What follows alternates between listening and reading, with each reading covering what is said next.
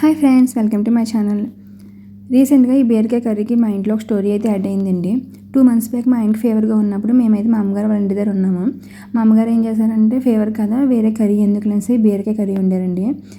అసలు బీరకాయ అంటే చిరాకు పడే మా ఆయనకి ఆ రోజు ఆ బీరకాయ కర్రీ టేస్ట్ బాగా నచ్చిందంటండి.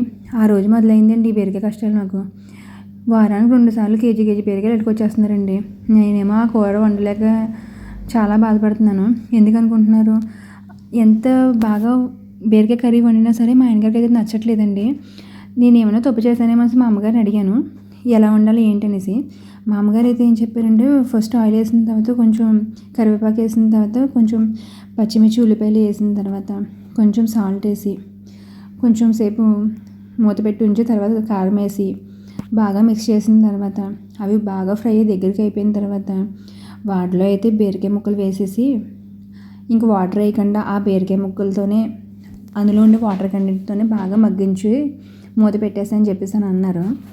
నేను అలాగే చేశానండి. ఎంత చేసినా మా ఆయనకి అయితే కర్రీ టేస్ట్ అయితే నచ్చట్లేదు. రాక్ సాల్ట్ మానేసి పింక్ సాల్ట్ యూస్ చేశాను. కారం పౌడర్ మానేసి బెంగళూరు చిల్లీ పౌడర్ అయితే యూస్ చేయడం మొదలెట్టాను. ఎంత చేసినా సరే మా ఆయనకి ఆ బీరకాయ కర్రీ టేస్ట్ నచ్చట్లేదు. ఇంక ఫైనల్గా నేనేం రియలైజ్ అయ్యానంటే మా ఆయన బుద్ధి మారదు, నేను వండిన ఆ బీరకాయ కర్రీ టేస్ట్ బాగోదని చెప్పి నేనే రియలైజ్ అయ్యానండి ఇంకా.